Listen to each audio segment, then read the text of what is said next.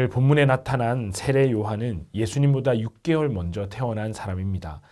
예수님의 앞길을 예비하라는 그 사명을 받아서 그 사명에 충실했던 사람이 바로 세례 요한입니다.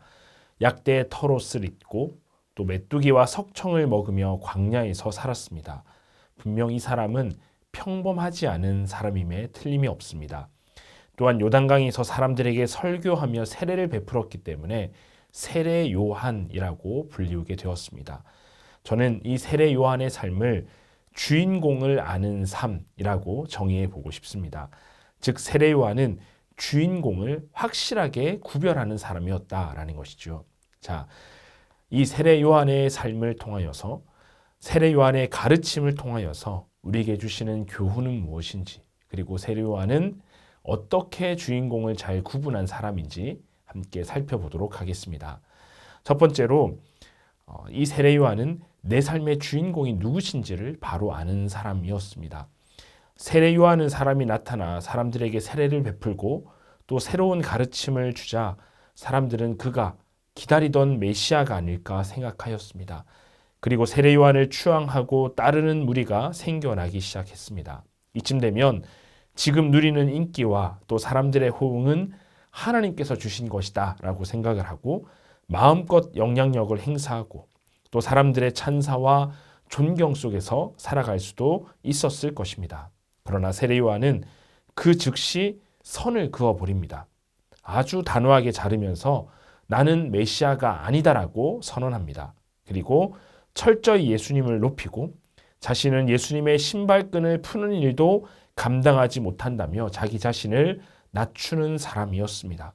세례 요한은 그는 흥하여야 하겠고 나는 쇠하여야 하리라는 이 외침처럼 주인공이신 예수님만이 드러나도록 자기 스스로는 철저히 숨겨지고 가려지는 삶을 살았습니다.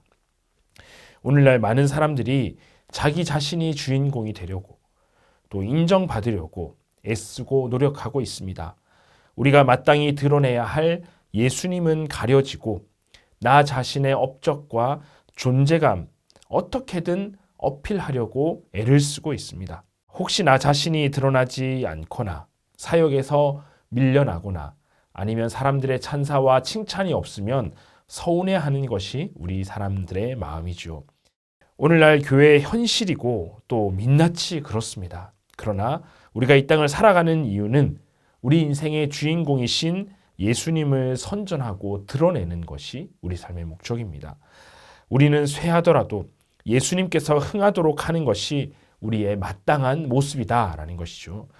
그래서 세례 요한이 주인공이신 예수님을 드러내기 위해서 스스로를 감추고 또 낮추며 겸손함을 가졌던 것처럼 우리들 역시 이러한 태도를 가져야 한다라는 것이죠. 그리고 우리가 드러내야 할 주인공은 오직 예수님이심을 우리는 잊지 않고 모든 사역과 삶의 순간에 우리는 적용할 수 있어야 합니다. 사랑하는 성도님들, 이 세례 요한은 주인공이신 예수님을 드러내며 자신을 철저하게 조연으로 아니 엑스트라의 자리로 내려갔지만 오히려 예수님은 그러한 세례 요한에게 더욱 스포트라이트를 집중시켜 주시며 그를 극찬하고 높여 주셨습니다. 오직 예수님만 드러내고 또 예수님만을 높여드림으로 예수님께 칭찬받고 높임받는 그러한 삶이 되시기를 간절히 축복합니다. 우리가 드러내고 높여드릴 또 우리 인생의 주인공은 우리 예수님 한 분이심을 여러분 꼭 기억하셨으면 좋겠습니다. 자, 두 번째로 이 세례 요한은 우리와 함께하는 이웃들이야말로 우리 삶의 주인공임을 잘 아는 사람이었습니다. 오늘 우리가 읽은 이 마태복음 외에 다른 복음서, 누가복음이나 요한복음서 등을 보면은 이 세례 요한이 어떠한 삶을 살아야 하는지에 대한 가르침을 우리가 살펴볼 수가 있는데 먹을 것이 없는 자에게는 있는 자들이 나눠 주어라. 입을 옷이 없는 사람들에게도 입을 옷을 나눠 주어라. 이렇게 가르쳤습니다. 세리들에게는 부과된 세금 외에 더 거두지 말라는 가르침을 주었고 또 군인들에게는 강탈하거나 고발하여서 다른 이들을 힘들게 하지 말라는 그런 가르침을 준 사람입니다. 즉 이 세례 요한의 모든 설교는 힘이 없고 가난한 사람들을 위한 설교였다라는 것을 알 수가 있습니다. 하나님이 관심을 갖고 하나님이 돌보기 원하시는 주인공들의 누군지를 이 세례 요한은 잘 알았기 때문에 그들을 향한 말씀을 선포했다라는 것입니다. 자, 구약 성경에서부터 쭉 우리 하나님의 관심의 대상은 고아와 과부 그리고 나그네로 대변되는 힘이 없고 약한 사람들이었습니다. 하나님이 돌보기 원하시는 주인공은 바로 이러한 연약한 이웃들입니다.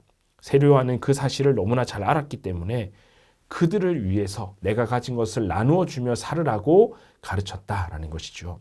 사랑하는 성도님들, 이 세례 요한이 하나님의 돌봄의 주인공을 잘 알고 그들을 위한 삶을 살아갈 것을 선포한 것을 꼭 기억하시기를 바랍니다. 우리가 관심을 갖고 또 사랑하며 돌봐야 할 주인공 역시 우리 주변에 있는 힘없고 가진 것 없는 이웃들임을 꼭 기억하시고 그 우리의 이웃이 주인공임을 기억하며 그들을 섬기는 삶, 그들과 나누는 삶 살아가시기를 간절히 바랍니다. 자, 세 번째로 이 세례 요한은 역사의 주인공이 누구신지를 바로 아는 사람이었습니다. 이 세례 요한이 살아갈 당시 그리고 예수님이 살아갈 당시에 이스라엘의 분봉왕이었던 이 헤롯이라는 사람은 자신의 동생의 아내를 빼앗아 자신의 아내로 삼는 그런 악행을 저지르게 됩니다. 누가 봐도 명백한 악행이고 잘못이지만 감히 이 헤롯의 강력한 권력과 또 포악함 앞에 모두가 침묵하고 있었습니다.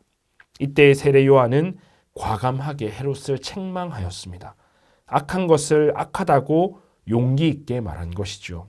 결국 이 일로 인해서 세례 요한은 옥에 갇혔고 또 목숨까지 잃게 됩니다. 어쩌면 뻔한 결과였을지도 모르겠습니다. 그럼에도 불구하고 세례 요한은 자신의 그 당당한 외침을, 정의로운 외침을 멈추지 않았습니다.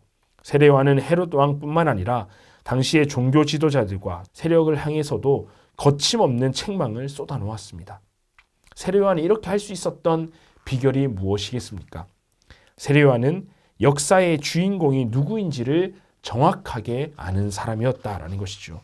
지금 당장은 헤롯이라고 하는 왕이, 또 지금 당장은 이 종교 지도자들이, 또 그리고 지금 당장은 로마 제국이 강력한 힘을 가지고 시대를 주관하는 주인공처럼 보이지만은 결국 하나님의 주권 앞에서 이들은 아무것도 아님을 세례 요한은 잘 알고 있었습니다. 기나긴 역사의 참된 주인은 하나님이심을 잘 알았기에 결국 하나님의 선하신 뜻대로 모든 것이 이루어진다는 것을 세례 요한은 잘 알았기 때문에 지금 당장 득세하며 주인공 노릇하는 이들의 허상과 불의 앞에 굴복하지 않고 용기 있게 맞서는 삶을 살았다라는 것입니다. 사랑하는 성도님들, 어떤 경우에도 모든 역사와 세계를 주관하시는 주인공은 우리 하나님이심을 우리는 꼭 기억해야 됩니다.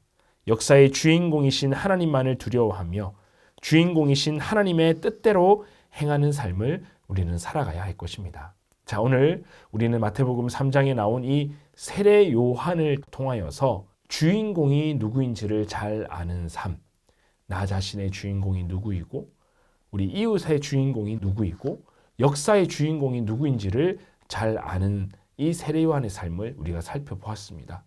여러분들도 우리가 기억해야 할 주인공, 우리가 증거하고 드러내야 할 주인공이 누구인지, 우리가 섬겨야 할 주인공이 누구인지 꼭 기억하시며 주인공을 바로 아는 삶 살아가시기를 주님의 이름으로 축복합니다.